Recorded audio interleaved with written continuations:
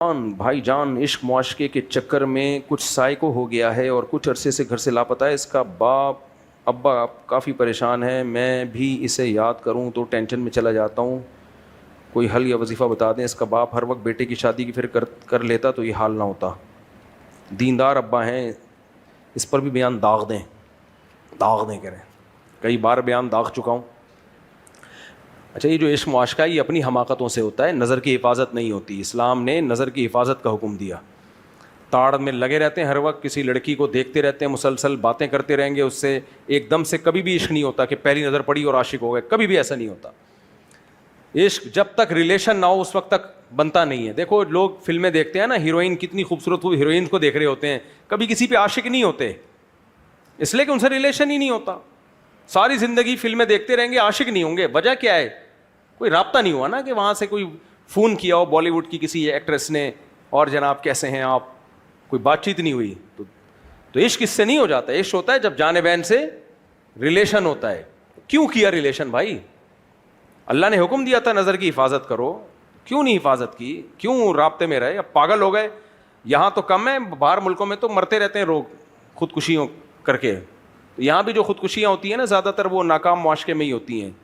تو اپنی زندگی کو تباہ و برباد مت کرو, نظر کی حفاظت کرو.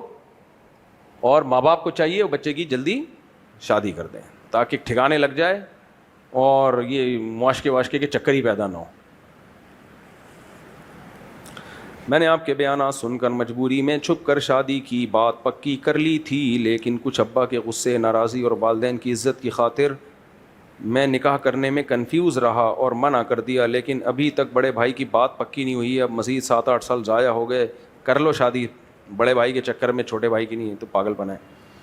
اپنے خرچے پہ جو کر رہا ہو تو ابا کو بتا دو, ابا کر دیں ٹھیک ہے, نہیں تو کر لو. پھر ابا بولیں کیوں کی, تو بولے میں تو کہہ رہا تھا آپ کر دو, آپ نے نہیں کی تو پھر مجھے تو بھوک لگ رہی تھی.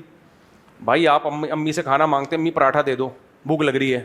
امی دے دیں اچھی بات ہے, نہیں دیں 1 گھنٹہ ہو گیا 2 گھنٹے, تو آپ ہوٹل سے منگوا کے کھا لو. پھر امی کہ کیوں منگوایا؟ بھائی میں تو 2 گھنٹے سے بول رہا ہوں, 3 گھنٹے سے بول رہا ہوں. بھائی میں تو یہی کرتا ہوں, گھر والوں کو بولتا ہوں پراٹھا, گھر والے دے دیں عزت کے ساتھ تو کھا لیتے, نہیں ہو تو بھائی فون کیا یار جا دیسی گھی لے جا, ہوٹل والے سے بولے اس کو پراٹھا بنا کے دے, تو کھا لیتے ہیں. کیونکہ اس میں ٹائم پہ کھانا کھا لیا تو پھر آگے لنچ بھی ٹائم پہ ہوگا, ڈنر بھی ٹائم پہ ہوگا. صبح کا ناشتہ ہی 3 گھنٹے لیٹ ہو رہا ہے تو ساری روٹین کیا ہو گئی؟ برباد ہو گئی. جس آدمی نے کوئی کام کرنا ہوتا ہے وہ تو روٹین کا پابند ہوتا ہے نا. روٹین سے پروٹین مل جائے ٹھیک ہے, اس پروٹین کا کیا کرنا جو روٹین کے بغیر ہو. تو پراٹھے میں پروٹین نہیں ہوتے ویسے, ایک بات ہے, انڈے میں ہوتے ہیں جو پراٹھے کے ساتھ آپ کھاتے ہو. کل ایک صاحب نے مجھے ہدیہ دیا, اتنا سارا دودھ گفٹ لے کر آئے, مفتی صاحب یہ ہماری گائے کا دودھ, ویسے ہماری اپنی گائے بھی ہے. میں گھر لے گیا, میں نے کہا بوائل کرو, ساری ملائی نکال کے میرے لیے رکھ دینا, دودھ جو مرضی کرنا ہے کر لو, مجھے کیا چاہیے؟ بلائی چاہیے اس کی.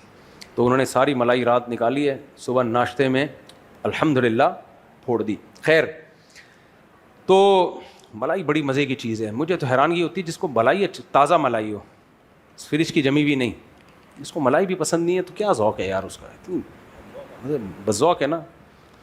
تو ملائی بڑی مزے کی چیز ہے. خیر,